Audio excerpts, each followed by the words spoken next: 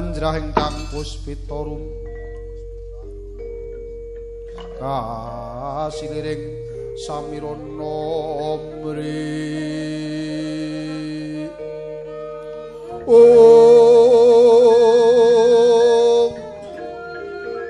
Sekar Gadung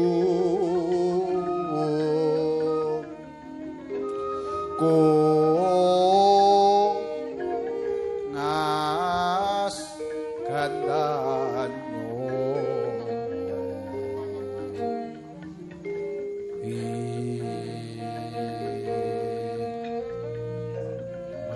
Raras renaning griya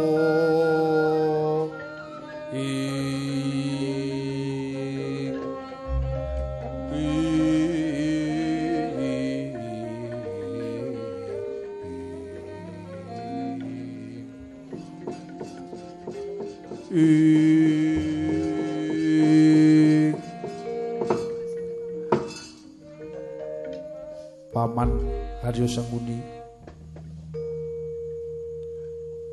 miturut pawarta kang pus ingsun tampa para Pandhawa kang jarine wis sirna sajroning bali segala-gala kuwi jebule mung ngaya-wara. Paman Haryo Sanguni malah saka dawuh Kanjeng Rama Adipati Dastarastra Pandhawa saiki kinen babat ing madyaning Wonomarta. Miturut Paman Haryo Sanguni kepriye? Inggih nggih, miturut pamawas kula dereng pupus dereng cutel anggenipun sami ngrenah Pandhawa supados dumugeng palastra. Astunipun menawi saking pamanggih kula dawah kleresan menawi para Pandhawa menika dipun kengken babati Wonomarta jalaran Wonomarta menika sampun kondhang singit wingit angker kepati-pati bebasan jalma mara jalma mati santa mara keplayu. Lah kanthi mekaten nggih kula kinten suwe mijet wae ngrantri Pandhawa badhe pejah mboten kajen wonten sak tengahing alas. Bapa Durna kados pundi rehne Pandhawa menika murid jengandika ugi lule samalale murid gantil dawa buntute awel andeng-andeng dicoplak dadi mala. Menawi kula dereng tartamtu menawi Pandhawa menika badhe sirna senajan to kathah-kathah siasat, kathah-kathah krenah ingkang dipun damel parandene Pandhawa tetep lestari. Menika pamanggih kula. Nggih rukun wonten ngger padha-padha siswa Sukalima. Menika klise kok nggih. Menaminipun Pendeta Sukalima menika namung bedamen rukun. Ini nggih naminipun pujangga negari dipun dangu, dipun suwuni wawasan limrah mawon. Nawi saking weh kula ngger tetep sak menika ugi dipun sengkuyung kados pundi menawi Pandhawa badhe nemahi ngajal wonten sak tengahing alas. Mangsa Baranga ing pasiwakan iki jeneng ingsun ndhawuhake marang Paman Sanguni enggal-enggal ndhawuhake para sata Kurawa ana ing Paseban Jawi.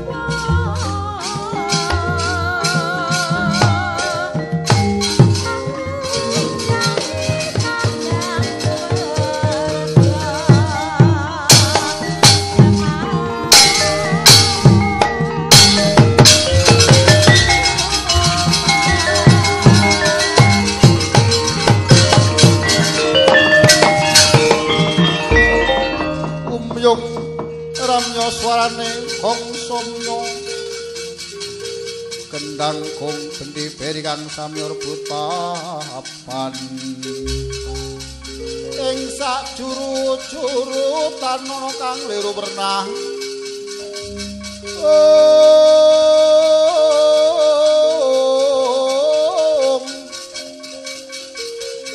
Arjuna patih mongko ing Prawadya Kula Sang Aryuda Sasanagya Swami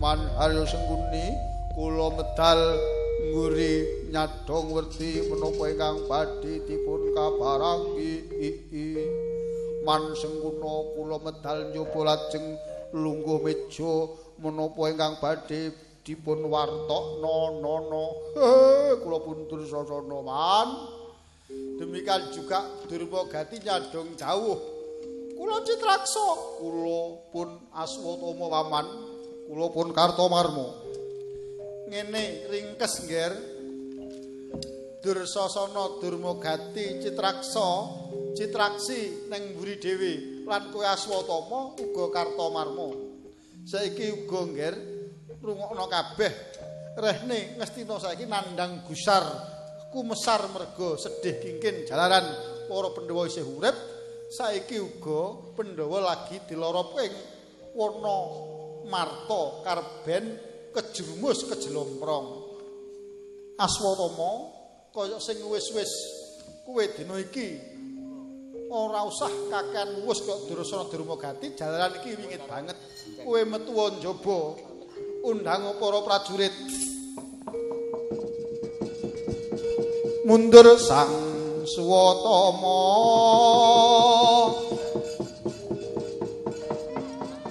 undang ing Prawadya kinen sanega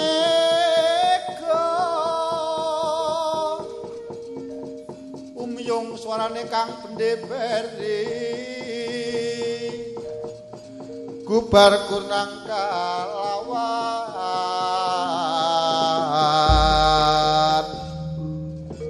poksor tambur menyang suling pepandhen daludak bendera miwah kekandha mawarna-warna pindha jala diyan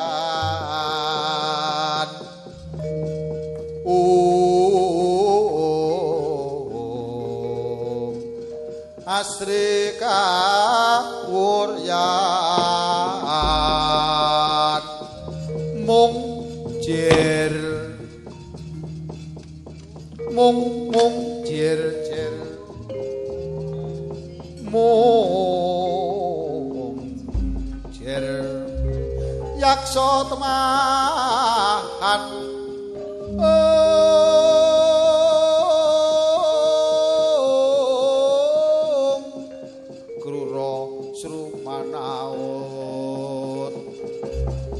waspada sang Narpatmaja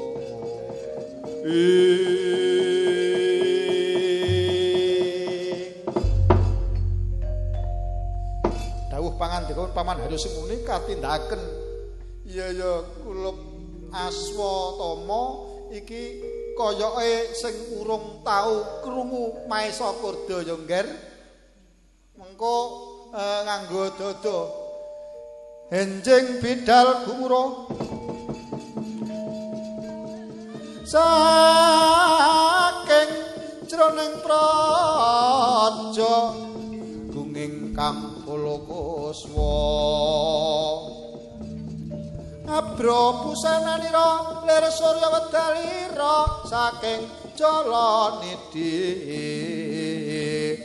arsa madangi jagat duk mungup-mungupaning sapucak-pucaking ukir marbabak bangsu mirat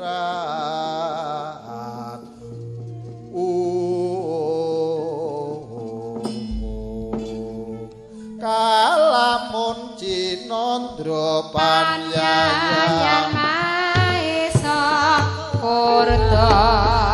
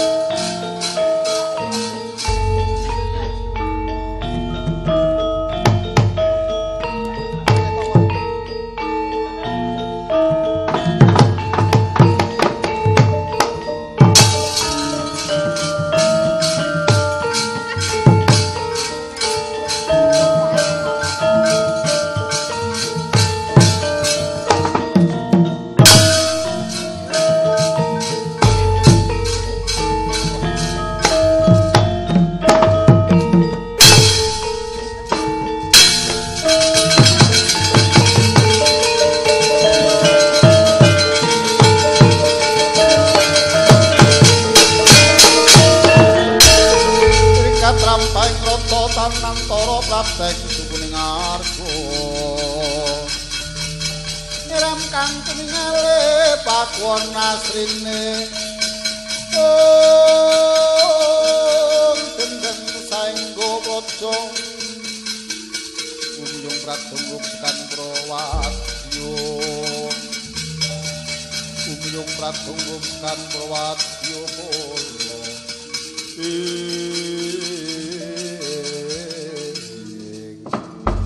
kreta kencana pagedhongan kaca kang winangun obro sinang pacaraning kreta kedamel saking raja rajaning kayu Cendana Sari gandane arum sumrabuk Sudir Gandana sampun siaga ing gati sang kusir menyang kenek saknalika nyeblakke cambuk jaran papat kuping jepiping bulut buntut jalentar wulu jigrek mamprong Sudir Gandana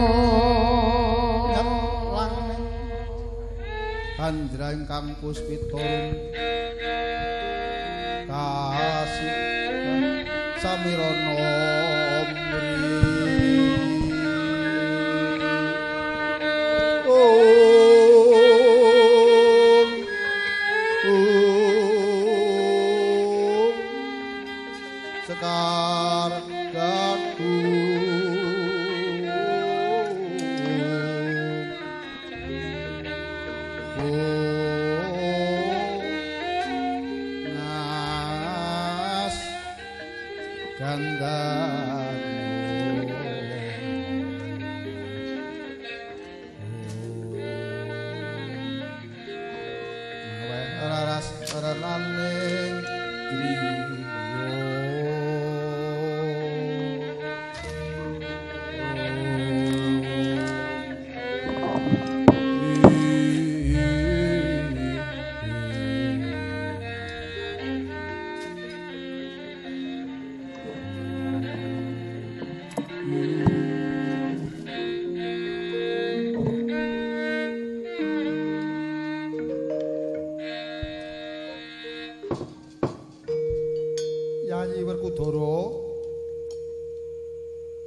Janaka Nakula Sadewa.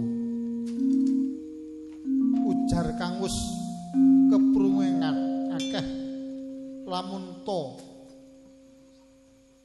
ana satriya kang aran para Pandhawa ya kuwi putra Raja Ngastina Prabu Pandhu Dewanata kaloka satriya kang luhuring budi. Yayi Werkudara Janaka Nakula Sadewa titi wancine pun kakang lan si Adi kudu nitis manjalma murih yuwananing jagatraya. Kanthi mengkono wana marta kang singuk wingit angker iki bakal padhang jingklang terang cuaca kaya kayuangan kaendran bebasane. Arjuna, piye penemumu menawi kula Kakang Prabu astunipun wana marta menika dipun jagi jalaran kathah para tetiyang ingkang kirang tanggel jawab namung mbabati wana tanpa petangan murih untung pribadi. Yen kowe Werkudara priye? Wah, setuju.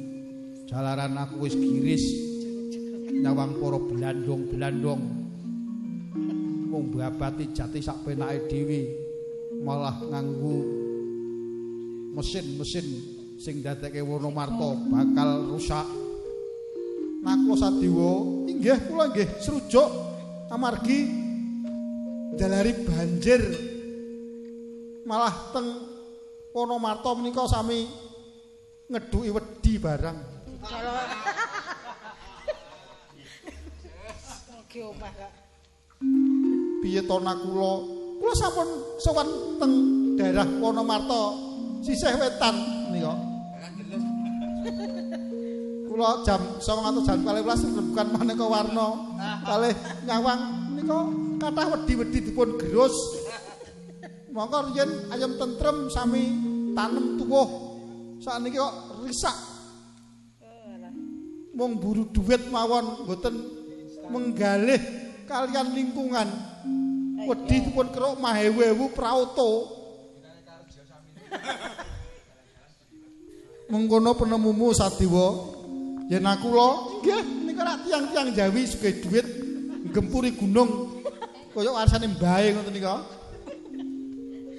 Dadi serujuk yen kowe tak jak nitis karo para Pandhu putra. Cocok sanget. Amargi gesang menika mboten namung mikir awake dhewe kedah gagas putra wayah Kakang Prabu. Cobi to menawi tanah pasiten menika telas risak menika anak putu lah keduman menapa. Oh iya ya. Kene melintir pemikiranmu. Ya mletik. Sadewa, kowe nalika ning Wonomarta isih wetan kepiye? Nggih, menika kula nggih dipun gawani lombok barang.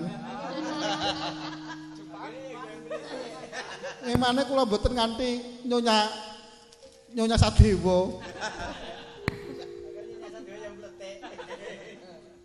Kula menika estunipun Kakang Prabu wonten raos gregeten kalian para-para ingkang ngrisak lingkungan. Radio lintas Merapi menika dados benteng kangge menapa menika panget-anget supados boten damel bibrahing kawontenan. Sak menika ketingalipun instan. Kowe iki jem kaya mung rebek instan barang. Mungkin aja kula jem ingkang tasik eling lan waspada kula menika. Senasa dos pundi naminipun Wonomarta kedah lestari kedah dipun jagi. Oh alah pancene ngono aku ya judeg mikir negara Wonomarta iki. Coba to Sadewa ben ora stres pikirku. Kowe mijilo ketoprak kono sedelo wae sak padha. Najan to kejem ya jem-jem maju to. Sinom-sinom ora apa-apa. Ya ben ayem Prabu Puntadewa iki lho.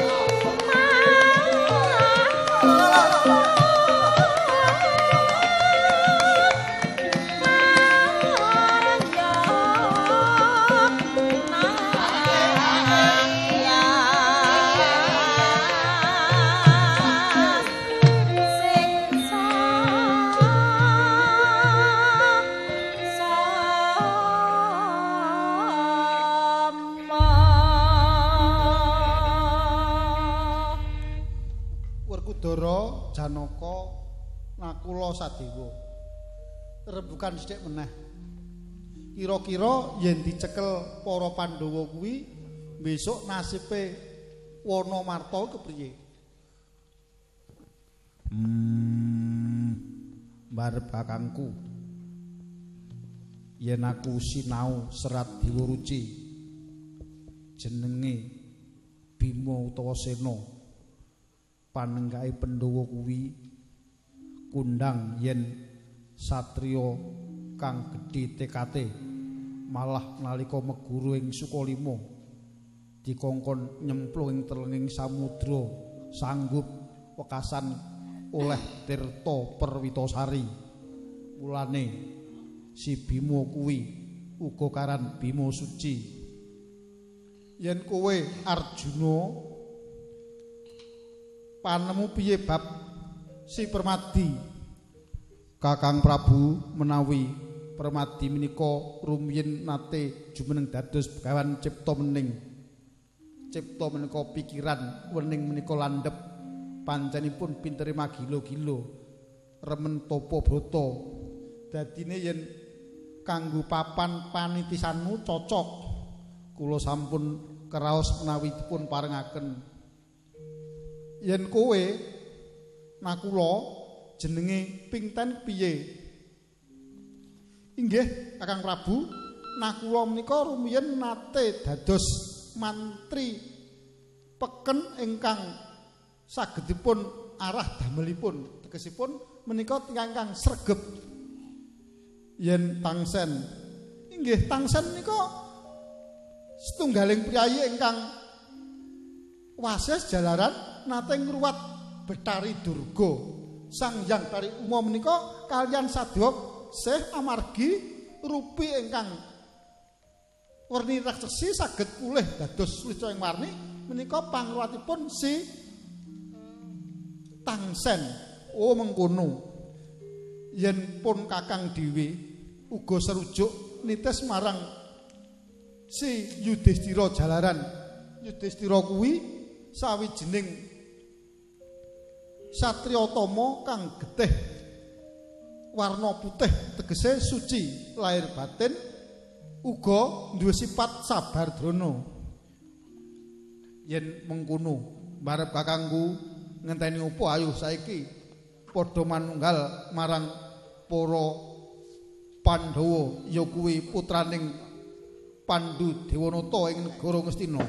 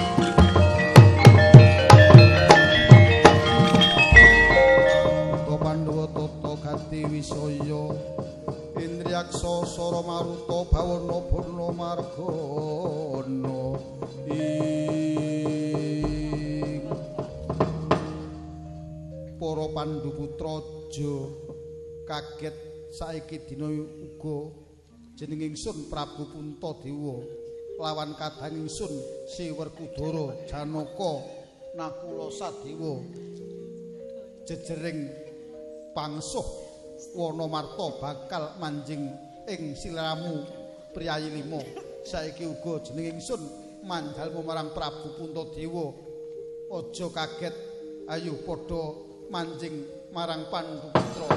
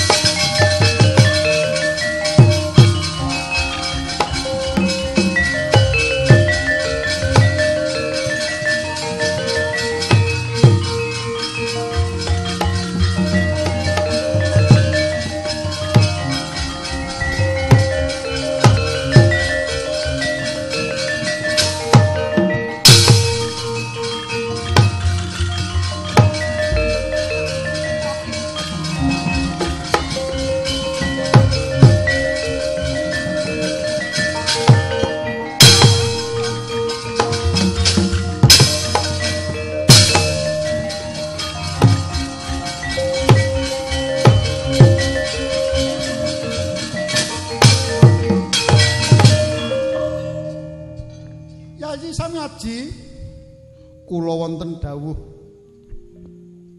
Kanjeng Koko Prabu Indrawati.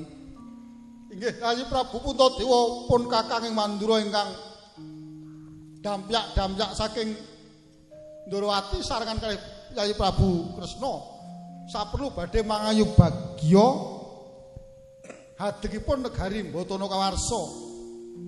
Werkudara, buli kanggo piye? Selamat Yudi. Selamat tahun baru. Najan to dadakan ning dadi kelakon negara Ngamarta mung kira-kira setengah jam dadi. Iya, awit saka pangestune bule kakangku jejer Paseban Yawi Wonomarta titisan iso diringkes. Syukur-syukur Kudara, ya aja ditiru ngene iki biayaan. Lakon apa? Bisa aku mung ngene. Ya besok karo belajar ya anu di Yayi Prabu Puntadewa. Kula gadah pesen utawi sesorah mangke menawi nyepeng negari Mbatana Kawarsa utawi negeri Ngamarta sampun kesupen kalian gegebengan ingkang sampun dipun ajaraken dene Yang Saptaharga Koko Prabu ngaturaken pambagya raharja matur nuwun dene Kanjeng Koko Prabu sekalian Koko Prabu ing Mandura kersa rawuh ing negari Ngamarta saperlu ngestren ingkang rayi jumenengan wonten negari Mbatana Wakarsa. Inggih Yayi. Pamuji kula mugi-mugi lampahan Wonomarta menika ndayani lestarine lingkungan jalaran. Sakmenika menawi boten dipun anget-anget alam lingkungan badhe risak. Pramila kanthi ngengeti lakon Wonomarta mugi-mugi jagat sekalir rahayu lestari nir ing sambikala. Matur nuwun, matur nuwun, matur nuwun.